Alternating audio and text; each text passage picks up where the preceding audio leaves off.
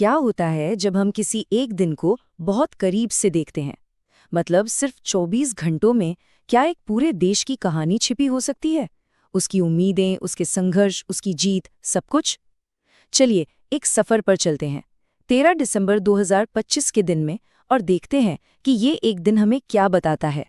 तो सवाल यही है कि एक अकेला दिन आखिर कहानी क्या कहता है। देखिए, इस एक दिन में हमें एम्बिशन भी दिखेगा और चैलेंजेस भी, परंपरा की झलक भी मिलेगी और भविष्य की आहट भी। इन सबको मिलाकर ही तो वो तस्वीर बनती है जो उस दिन का भारत था। तो शुरुआत करते हैं भारत के इनोवेशन इंजन से, मतलब कल की वो टेक्नोलॉजी जिसकी एक झलक हमें आज ही मिल रही है। और ये झलक दिखाती है कि भारत का भविष्य कितनी तेजी से शक्ल ले रहा है। चलिए सबसे पहले सितारों की तरफ देखते हैं। यहाँ कुछ बहुत बड़ा हो रहा है। इसरो का LVM-3 रॉकेट एक अमेरिकी सैटेलाइट ब्लू बर्ड को लॉन्च करने के लिए तैयार है। अब ये सिर्फ एक लॉन्च नहीं है, सोचिए, ये एक स्पेस पावर का दूसरे पर भरोसा है। ये दिखाता है कि ग्लोबल स्पेस रेस में भारत का कद कितना ऊंचा हो चुका है। अच्छा, अब अंतरिक्ष से वापस जमीन पर आते हैं। यहाँ एक अलग तरह का इनोवेशन जिंदगियां बचा रहा है। बात हो रही है ऑन्कोमार्ग की। ये एक AI फ्रेमवर्क है जिसे हमारे भारतीय रिसर्चर्स ने बनाया है। और पता है ये क्या करता है? ये कैंसर सेल्स के बर्ताव को पहले से ही प्रिडिक्ट कर सकता है। मतलब डॉक्टरों के हाथ में एक जबरदस्त नया हथियार। इलाज अब और भी सटीक हो सकता है। ये सिर्फ रिसर्च नहीं है, ये उम्मीद है।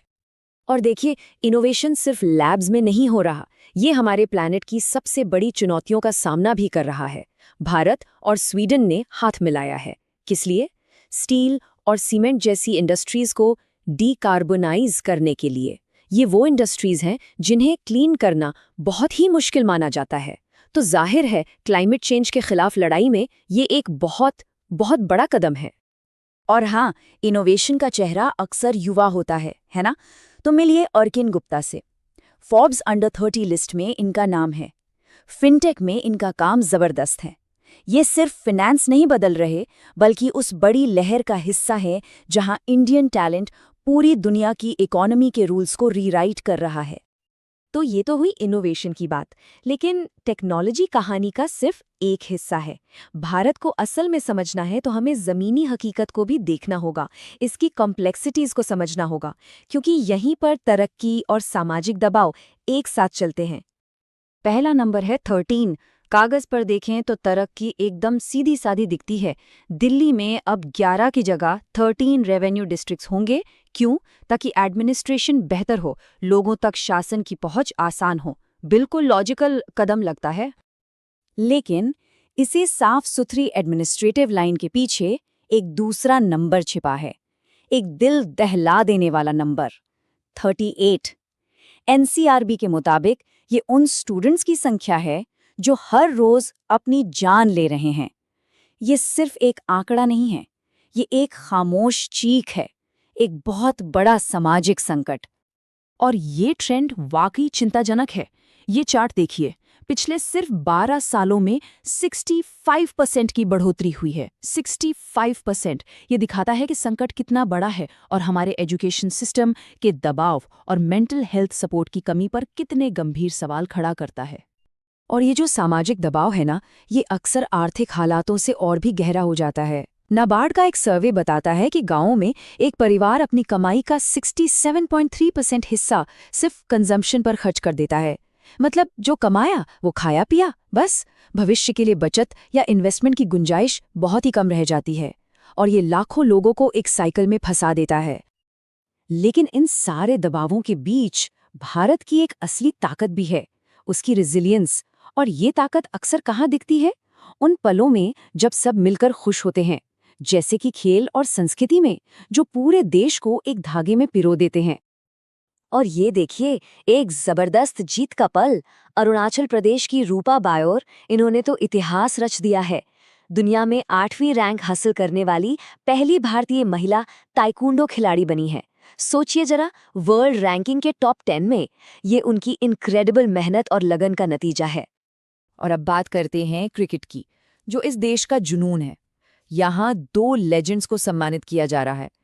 न्यू चंडीगढ़ के स्टेडियम में अब 2 स्टैंड्स के नाम युवराज सिंह और हरमनप्रीत कौर के नाम पर होंगे।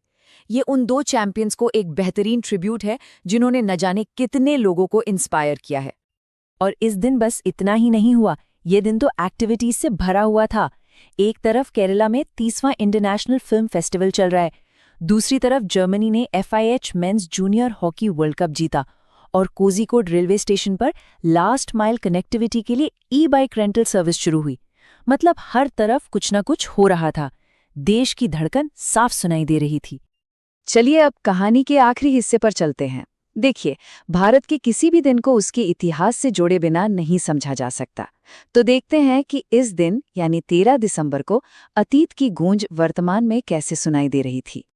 तो इस पड़ाव को समझने के लिए एक नाम जानना जरूरी है, नुपी लान। इसका मतलब है विमेन्स वॉर या महिलाओं का युद्ध। ये मणिपुर की उन महिलाओं की याद दिलाता है जिन्होंने ब्रिटिश राज के खिलाफ 2 बार 1904 और 1939 में जबरदस्त विद्रोह किया था। ये हिम्मत और रेजिस्टेंस का एक बहुत पावरफुल सिंबल है। और इसी दिन भारत की राष्ट्रपति द्रौपदी मुर्मू इम्फाल में इसी नुपी लान मेमोरियल कॉम्प्लेक्स का दौरा करती हैं। अब ये सिर्फ एक फॉर्मल विजिट नहीं है, ये उन महिलाओं की कभी ना हार मानने वाली स्पिरिट को एक पावरफुल सल्यूट है। और ये हमें याद दिलाता है कि इतिहास आज के लीडरशिप को कैसे इंस्पायर करता है। और ठीक इसी दिन इतिहास का एक और पन्ना भी याद किया जा रहा है। विजयपुरम, जिसे पहले पोर्ट ब्लेयर कहते थे, वहां स्वतंत्रता सेनानी विनायक दामोदर सावरकर की एक मूर्ति का अनावरण हुआ।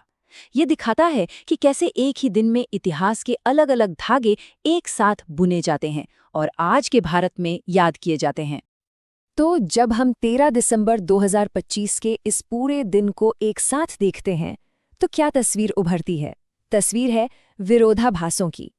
एक ऐसा भारत जो एक तरफ तो सितारों को छू रहा है और दूसरी तरफ जमीन पर चुपचाप चल रहे संघर्षों से जूझ रहा है।